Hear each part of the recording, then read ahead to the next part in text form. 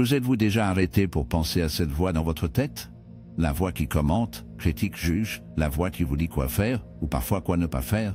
Nous en sommes accompagnés tout le temps, à tel point que nous supposons que c'est quelqu'un d'autre. Mais que se passe-t-il si je vous disais que ce chat mental, ce récit constant, n'est pas vraiment vous?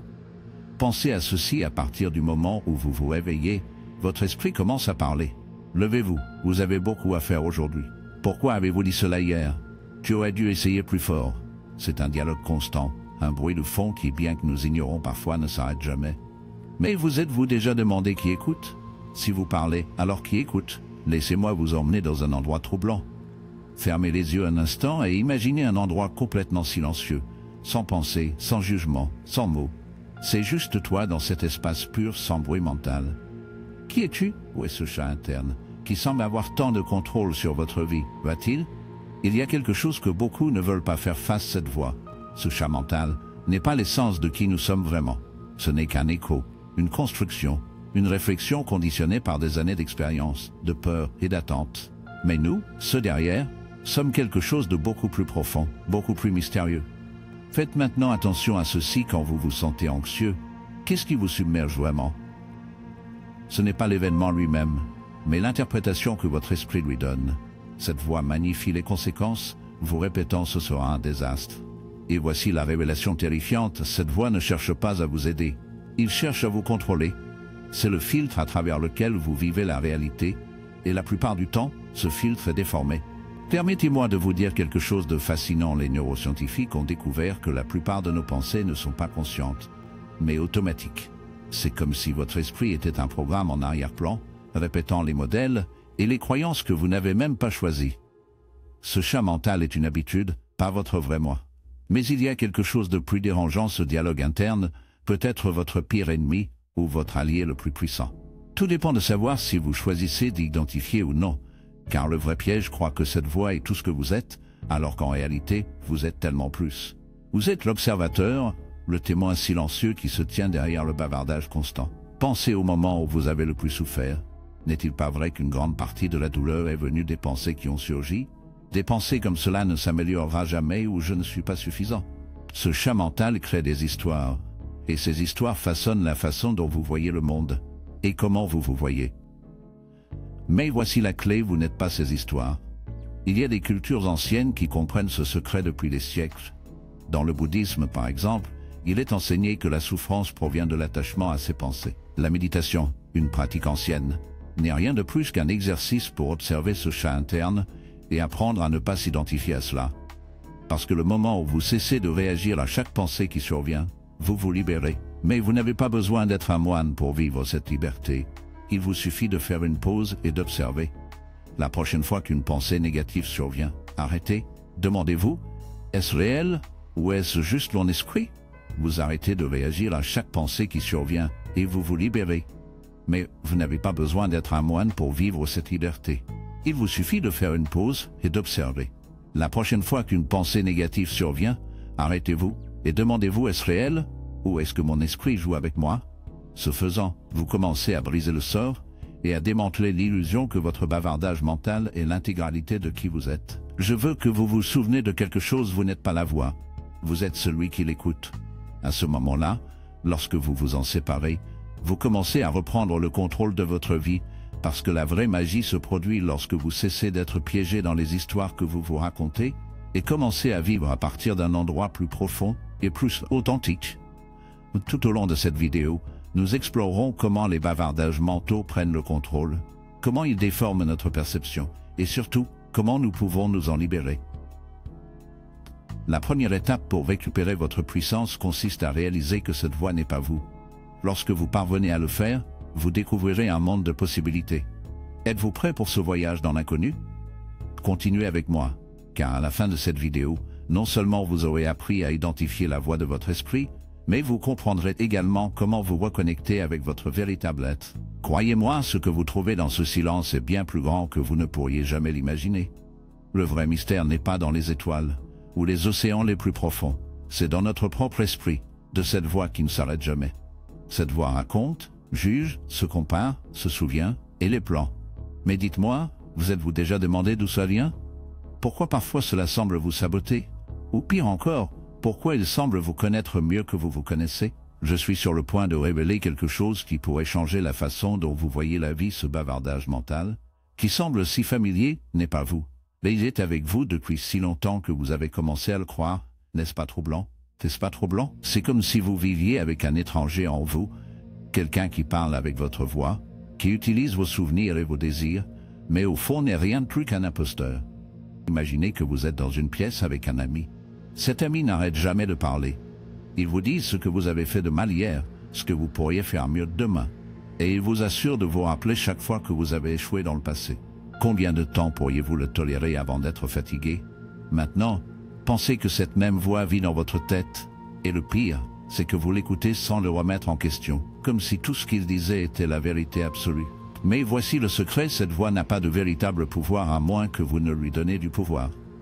Chaque fois que vous acceptez sa critique, chaque fois que vous vous perdez dans ses soucis ou ses peurs, vous lui donnez de la force. Cependant, il y a une issue. Vous pouvez apprendre à l'observer, à le désarmer et enfin à le faire taire. Je vais vous raconter une histoire. Il s'agit d'une femme nommée Anna. Anna avait une vie apparemment parfaite, un bon travail, des amis, une famille qu'il aimait. Mais chaque nuit, quand elle se couchait, cette voix est apparue. Cela a chuchoté ses insécurités et lui a rappelé ses erreurs. « Tu n'es pas suffisant », lui a dit. « Tu ne le sauras jamais. » Et Anna le croyait.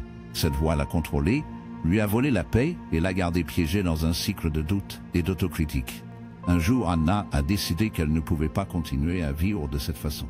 Elle a commencé à chercher des réponses, et c'est alors quand elle a découvert quelque chose qui a tout changé. Elle n'était pas cette voix. Elle a compris que le bavardage mental était comme un programme informatique fonctionnant en arrière-plan, alimenté par des années de limitation des croyances et des expériences passées. Mais quand elle a réalisé cela, quelque chose en elle a changé. Elle a commencé à observer la voix au lieu de y réagir, et au fil du temps, cette voix a perdu son pouvoir. Le cas d'Anna n'est pas unique. Nous avons tous une voix interne, qui peut être notre plus grande critique ou notre meilleur allié. Mais l'astuce consiste à apprendre à nous éloigner de celle-ci, car plus vous donnez d'espace à cette voix, moins l'espace reste pour votre vrai moi. Celui qui est en paix, celui qui sait ce qui est juste sans avoir besoin d'être dit. Maintenant, je veux que vous fassiez un exercice avec moi. La prochaine fois qu'une pensée négative survient dans votre esprit, arrêtez-vous. Ne le jugez pas, n'essayez pas de le changer. Observez-le comme si vous étiez un spectateur à regarder un film. Demandez-vous d'où vient cette pensée? Est-ce vraiment le mien? Ou est-ce juste un écho du passé? Vous serez surpris de ce que vous découvrez. Plusieurs fois, ces pensées n'ont même pas de sens. Ils sont comme des feuilles transportées par le vent, inutiles, éphémères. La clé pour vous libérer de ce bavardage mental n'est pas de le combattre, mais de s'identifier à lui. Lorsque vous parvenez à vous séparer de cette voix, vous vous rendez compte que vous êtes bien plus que vos pensées. Vous êtes l'espace dans lequel ces pensées apparaissent, et dans cet espace, il y a la liberté. Pensez à ceci, si cette voix était vraiment vous, vous ne pourriez pas l'observer, vous ne pourriez pas le remettre en question. Mais vous le faites, n'est-ce pas? C'est la preuve ultime que vous êtes l'observateur, pas l'observé.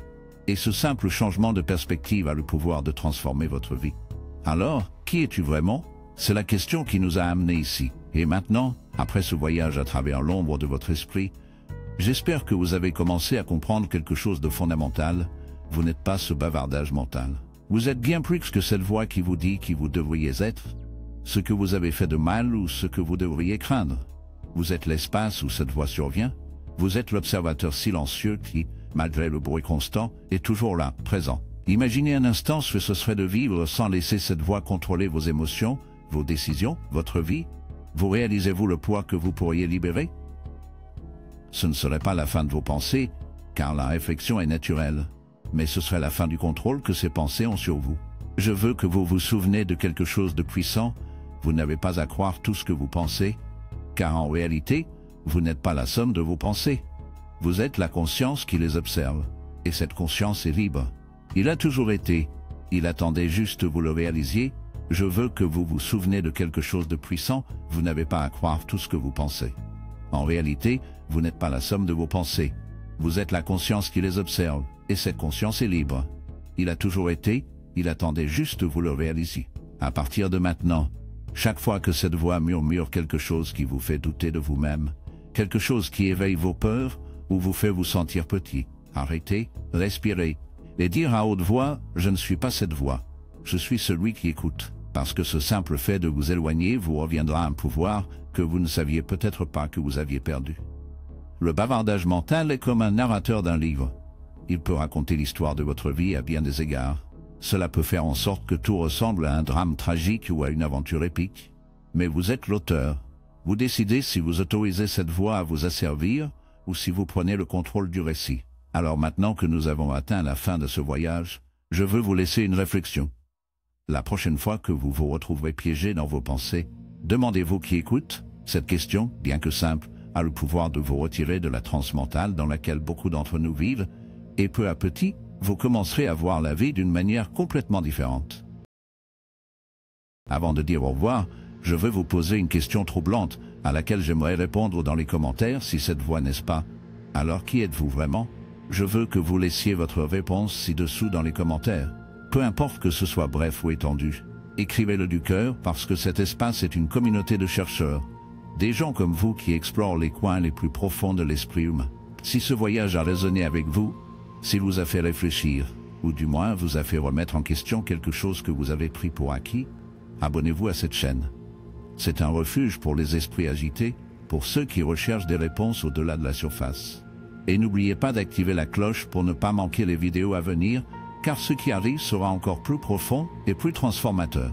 Pour terminer, si vous voulez enlever une petite tâche de cette vidéo, faites ceci lorsque vous êtes pris par une pensée négative. Arrêtez, souriez et dites merci pour votre opinion, mais je n'en ai pas besoin. Cette phrase simple est comme une clé qui peut ouvrir la porte à la liberté mentale. N'oubliez pas que l'abîme de vos pensées ne vous définit pas. Vous êtes celui qui décide de rester au bord ou de faire un pas vers la liberté. Rendez-vous dans la prochaine vidéo.